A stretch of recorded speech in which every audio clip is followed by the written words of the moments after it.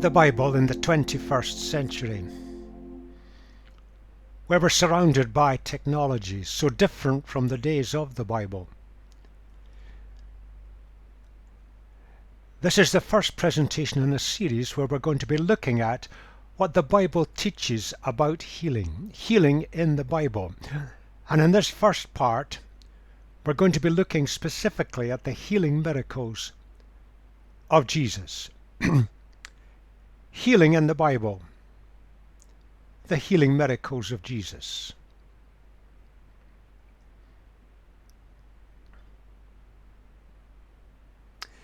Healing plays a large part. Jesus did it, and many others also did it. And it made a huge impact. Sometimes not positive. People resented it. But for the people who were healed, it was simply wonderful. People often think it doesn't happen today. We're living in a modern scientific age. But it does. And there are extensive records to show that it is happening in the same way as it happened in the days of Jesus. But it's so often ignored, particularly by the media. It's a big difference between what happened then, in the days of Jesus, and what happens now. But in fact, healing is still taking place, and still taking place in the same way as it happened in the days of Jesus. The sheer scale of healing in the biblical text is quite remarkable. It isn't a little bit extra. It isn't an optional extra. It's central to the New Testament accounts. Jesus came and he restored fractured lives. And he still does that. And how many today in our modern society we have fractured lives, and we need help and we need a restoration that is still available for us through what Jesus does. We look at the 4 gospel accounts. You'll find that in Matthew, Mark and Luke, in each of them, there's about 20 healing events described. The detail is greatest in the gospel recorded by Mark. John was written a little bit later and it reflects backwards. And he draws attention to 4 major healings, but they are very big healings. If you put it all together, there's about 34 specific events recorded. But about a quarter of them involved crowds where large numbers were healed. So if we look at it, hundreds, thousands, maybe more were healed in the days of Jesus. And the impact was simply enormous.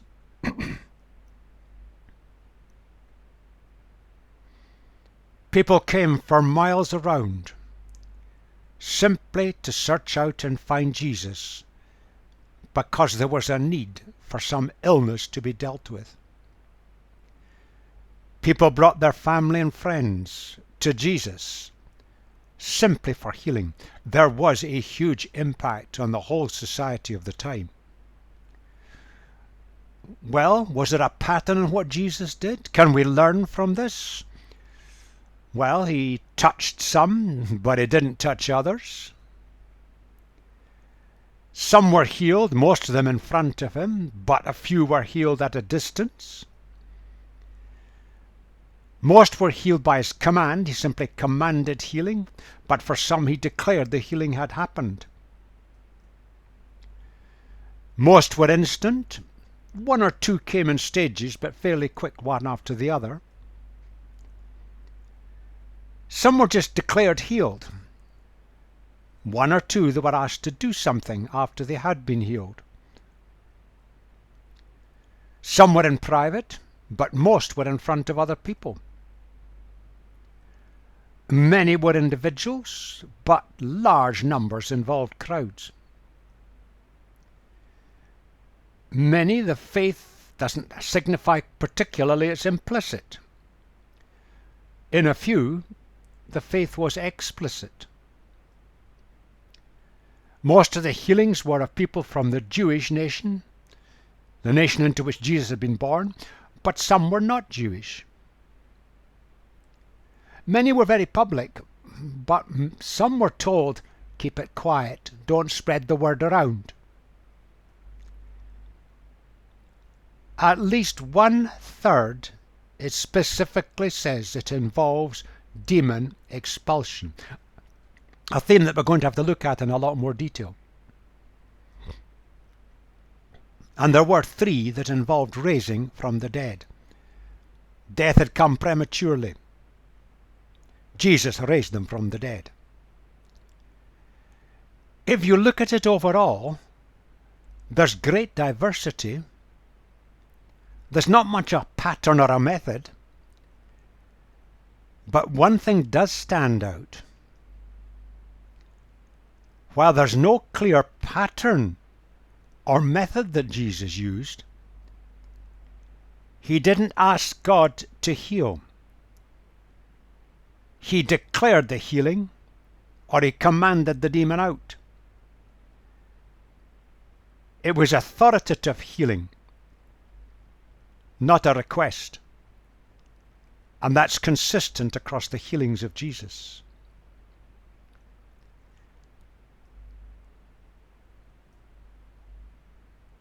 Why did he do it? He didn't do it to gain attention. Very often he wanted it kept quiet. He didn't do it to gain popularity. When his popularity grew a little bit too high, he withdrew. He didn't do it to impress people. He never focused it that way at all. He did it because he cared for those who were suffering. Illness and long-term illness can be a great scourge and a blight on our lives. Even today, Jesus healed because he cared for those who were suffering. No other reason. Matthew pictures it a bit like this. Now this is a quotation. And Matthew writes, "Here is my servant whom I have chosen, the one I love, in whom I delight. I will put my spirit on him, and he will proclaim justice to the nations. He will not quarrel or cry out. No one will hear his voice in the streets. A bruised reed he will not break, and a smouldering wick he will not snuff out, till he has brought justice through to victory." Now it's a quotation from the great prophet Isaiah. Isaiah, in the context of the situation in the land of Judah in his day, was looking forward and beginning to grasp that the nation needed a new leader. And he pictures this as a servant king, a servant leader. And Isaiah presents this picture. And Matthew has quoted it and is saying, this Jesus is the one who fulfills the picture that Isaiah had painted so long ago. Let's just pick up one key word. When we hear the word justice, we tend to think in terms of law courts, retribution, and things like that. Now, the word in the original carries a much bigger meaning. You could put it like that. Justice or judgment, biblically, the words carry the idea of putting things right. Jesus was coming to put things right. Proclaiming justice to the nations, the people groups of the world. Bringing justice through to victory. Going to put things right for people. All people. See, Matthew's explaining who Jesus is. And he identifies Jesus specifically with this suffering servant that Isaiah had pictured the centuries before. The servant seen as loved by God and filled with the Spirit. And Jesus didn't come to shout or protest or push people around. Plenty of that in the world today, and plenty of that in the religious world today, as there was then. Jesus didn't come to do that. He came to meet people at the point of their need and respond to that need because he cared. This wonderful picture that Isaiah has painted. The aim of Jesus was to keep alight any weak and flickering flame of human hope. You've been there, I've been there, most of us have been there when we've just about given up on everything. We're hanging on by the skin of our teeth. Jesus is there for us to keep alight the weak and flickering flame of human hope within us. He brought hope to the people of his day. He still does it. He came to put things right, and that included putting things right in terms of healing, health, and wholeness. People came to him, often in desperation. They placed their hopes in him and what he was doing. And he restored and he healed. That's the central point. Justice to all the peoples of the world. Jesus comes to put things right. And he can do it when we respond to him and place our hopes in him.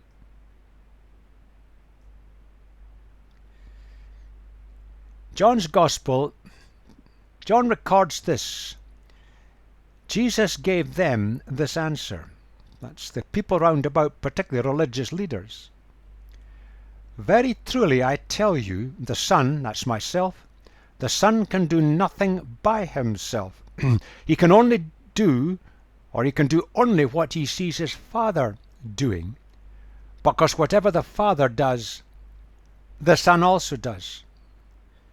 Jesus was identifying himself totally with divinity. For the Father loves the Son and shows him all he does. Yes, and he will show him even greater works than these, so that you will be amazed.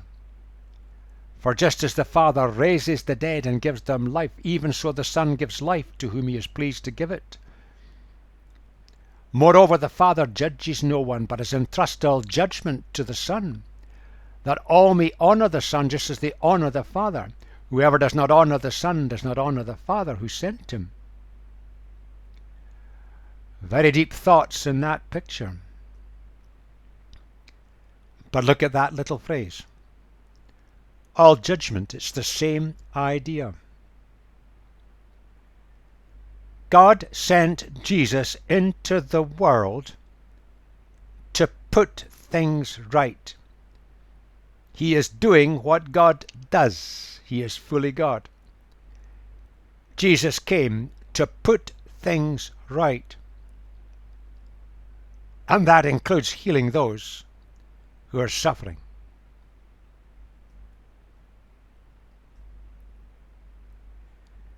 He does it by dethroning the power of Satan.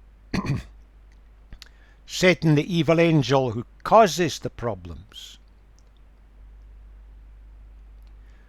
But he also does it by challenging the abuse of religious and political power that so often causes damage and harm to ordinary human beings, and it still does today. And the religious and political leaders of the days of Jesus got together. They didn't agree about very much, but they got together to eliminate Jesus by torturing him publicly to death on a Roman cross. He challenged it. He established the standards of right and wrong living because he lived it. He taught it. He showed it. It's part of his being. And from start to end, he called humanity into his kingdom. The door is open. Do you want something better? Turn from your past and come into God's kingdom. Make me your king. Life will be rich, full, and free.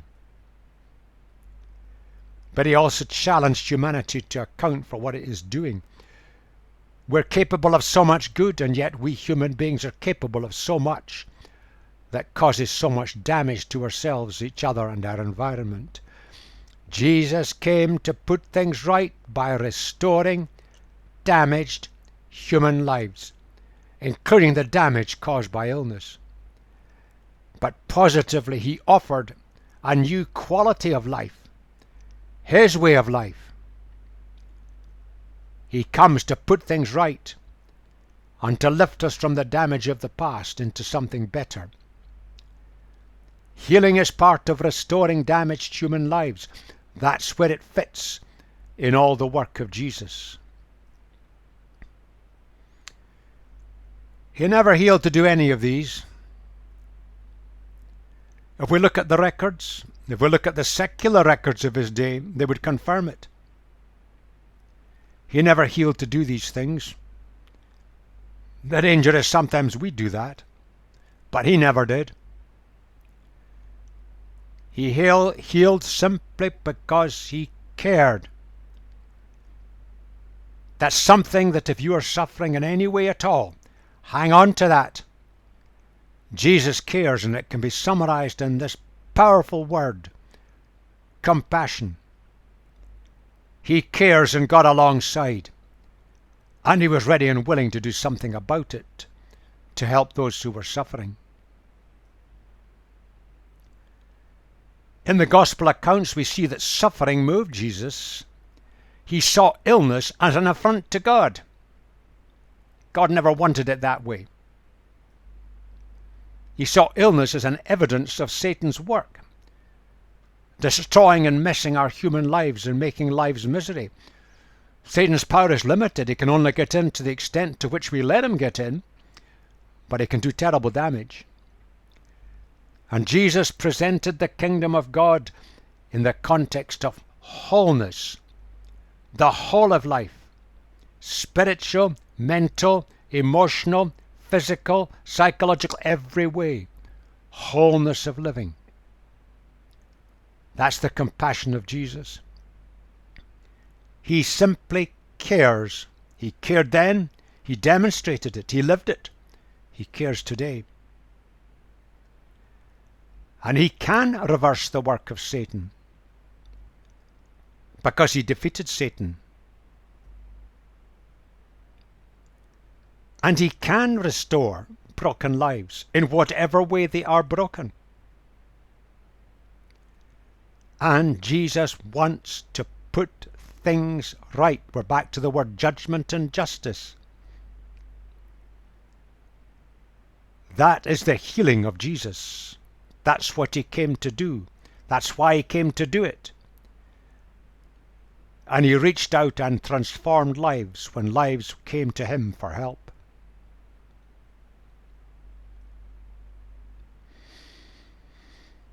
We mentioned the expelling demons, very frequent in the account, explicitly mentioned.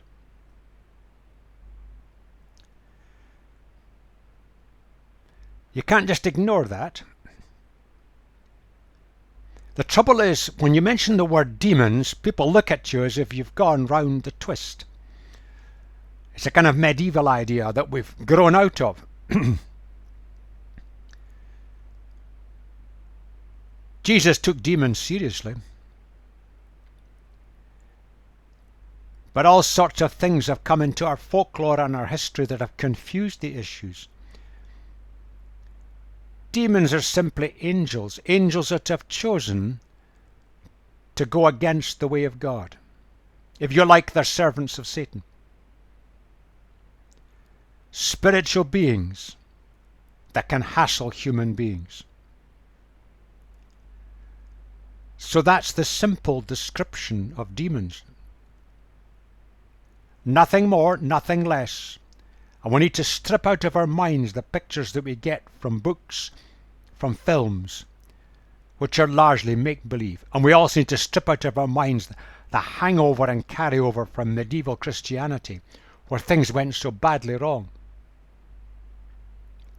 Simply spirit beings with no physical bodies. And when we let them, they can make our lives miserable. Jesus wants to release us from them.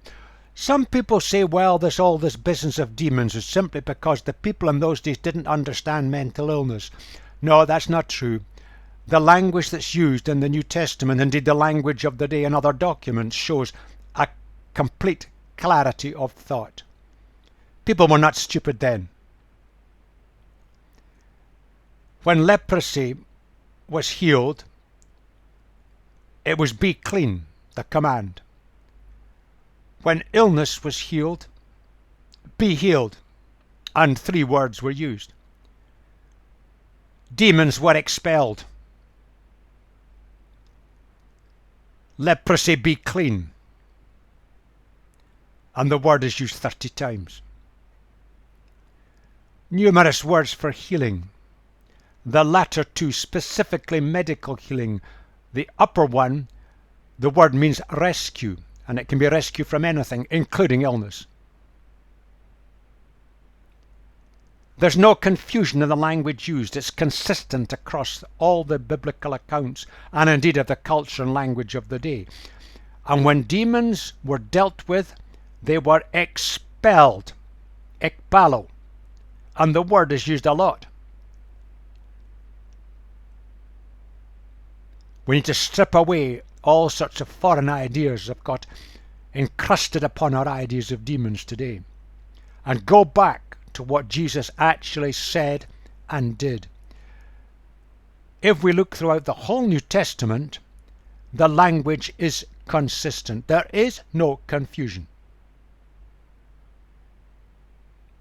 There are such things as demons, simple spirit beings with no bodies that can hassle humans.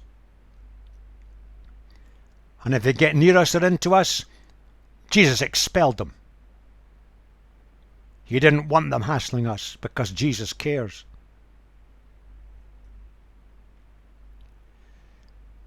Here's an example. When they came to the crowd, a man approached Jesus and knelt before him.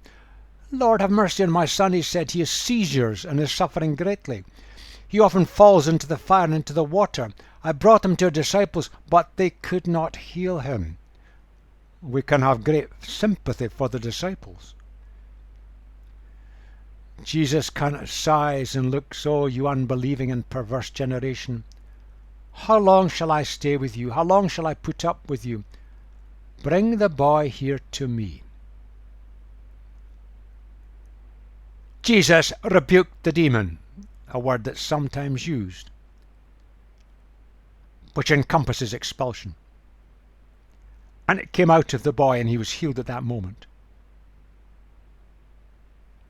Whatever the seizures were,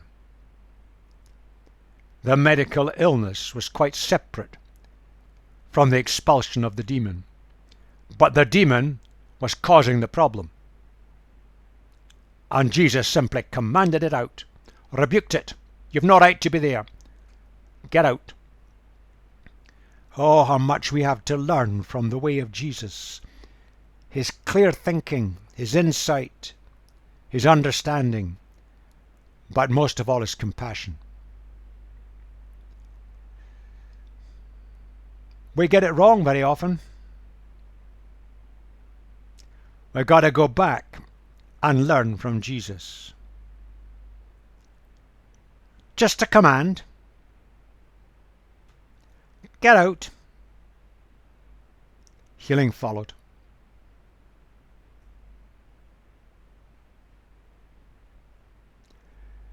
There's a pattern.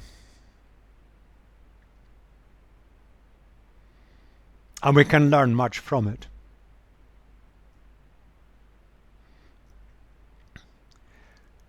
If we look at the wider New Testament, the Acts, the healings continued on. There's the same range of patterns. Some were touched, some were not. Most were healed by a command. Be healed.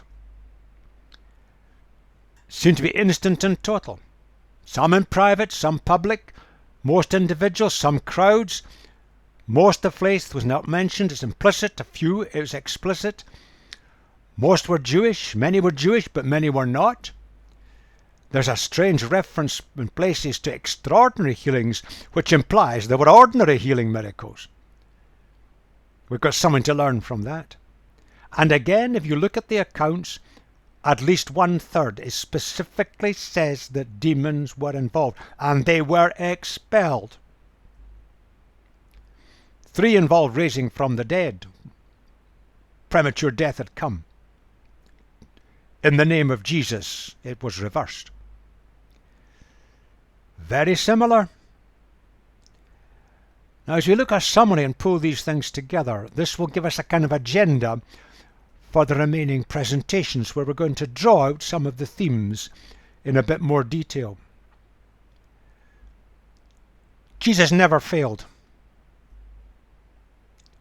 He did it because he cared. And he was indignant that humans were suffering in this way. Sometimes it specifically says power moved from Jesus. Many involved in ministering healing today to others can speak of similar experiences. All who came were healed. And the only thing that stopped healing was rampant unbelief. The people just simply wouldn't come. They didn't want to know. Where does faith fit? We'll look at this in more detail.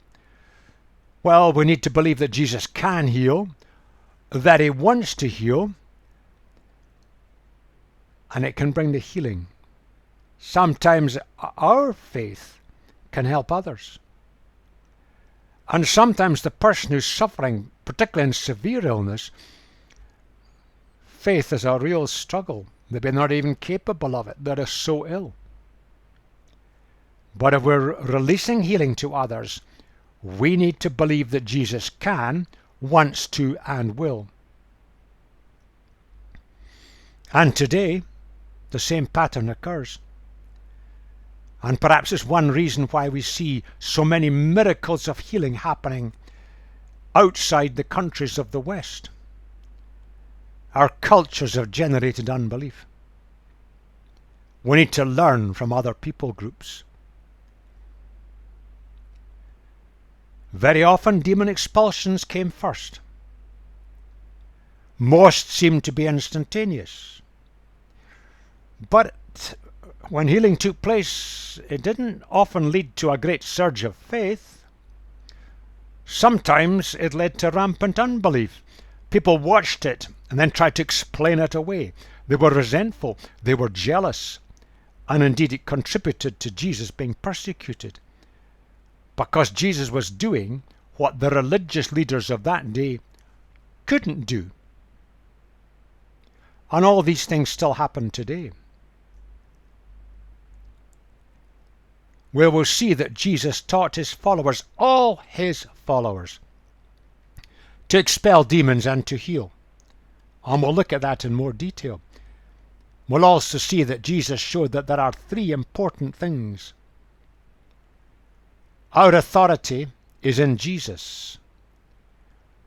We need to believe that he wants to, he can, and he will.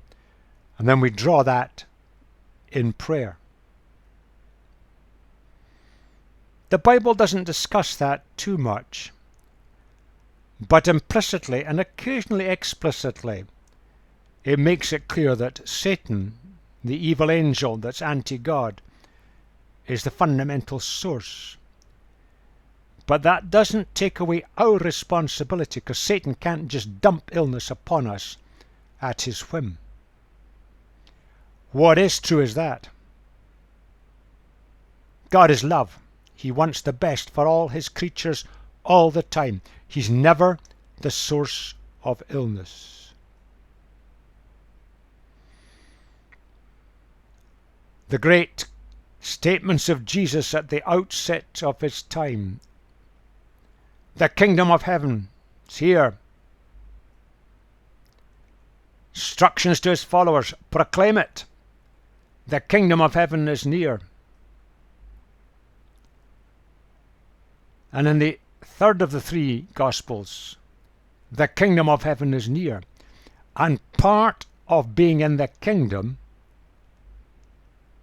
is restoration. Jesus invites us into the kingdom which he's brought into being. And he wants to restore human lives so that we can live in all our fullness. Healing is part of that package.